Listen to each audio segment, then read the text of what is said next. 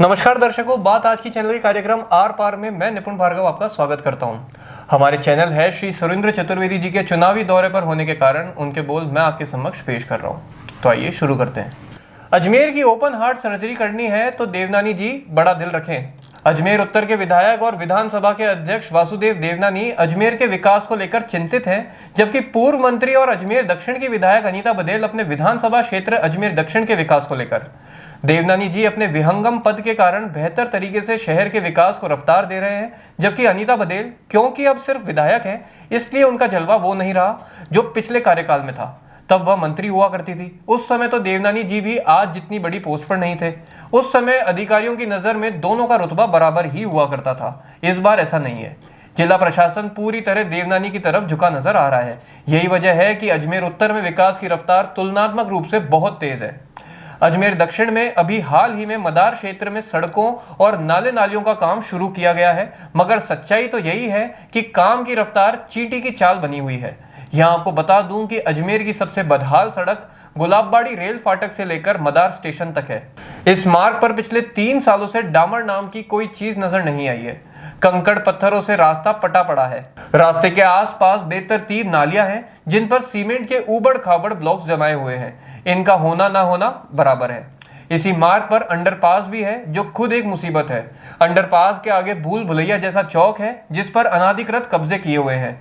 दोस्तों, मदार की आवासीय समिति और बधेल मैडम के संयुक्त प्रयासों से अब इस सड़क पर जो डामर नजर आ रहा है वो मात्र खाना पूर्ति ही है। बमुश्किल 1 से 2 इंच डामर की परत लगाकर लोगों को खुश करने की कोशिश की गई है, लेकिन लंबे समय से परेशानी भुगत रहे कॉलोनी वासियों का कहना है कि नहीं मामा से तो काना मामा अच्छा। इस मार्ग की सबसे बड़ी मुसीबत वह पुल है जो बनाया तो गया मगर पूरा ही नहीं हुआ। अधूरा पड़ा यह पुल खुद अपने आप में एक अतिक्रमण लगता है। रास्ते से आने जाने वाले लोगों के लिए यह पुल सबसे बड़ा अवरोध है। रेलवे क्रॉसिंग फाटक पर यहाँ हर 10-20 मिनट में जाम लग जाता है। रेलों के आगमन से यह गेट प्राय बंद रहता है और जब तक खुलता है तब तक दूसरी ट्रेन आ जाती है और गेट फिर बंद हो जाता है।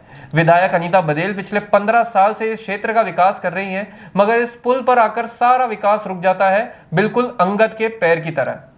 बधेल मैडम पिछले हर चुनाव में इस अधूरे पुल को पूरा करने का वादा करती हैं, मगर हर बार वह पराजित हो जाती हैं। यही हाल अजमेर डेयरी वाले अधूरे पुल का है और यही हाल है अशोक विहार वाले पुल का।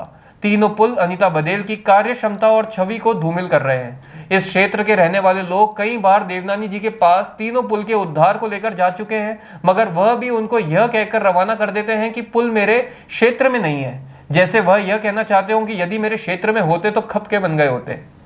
यहाँ मेरा आग्रह देवनानी जी से यह भी है कि जब आप अजमेर को ही नहीं पूरे राजस्थान को ही अपना क्षेत्र मानते हैं, तो अजमेर दक्षिण के विकास को अपना क्यों नहीं मानते।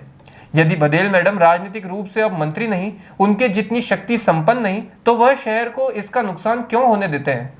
अभी तो ये स्थिति है कि अजमेर में कहीं भी कोई काम हो तो उसका श्रेय देवनानी जी को ही जा रहा है, चाहे इंजीनियरिंग कॉलेज हो या रोडवेज बस स्टैंड। जो उनके क्षेत्र में नहीं, उसके विकास के लिए भी वे बढ़ चढ़कर प्रयास कर रहे हैं, तो इन पुलों के लिए क्यों पीछे हट रहे हैं। देवनानी जी और मैडम अनीता बधेल एक ही गाड़ी के 2 पहिए हैं। अब ये तो हो नहीं सकता कि एक पहिया लूना का हो और दूसरा मोटरसाइकिल का।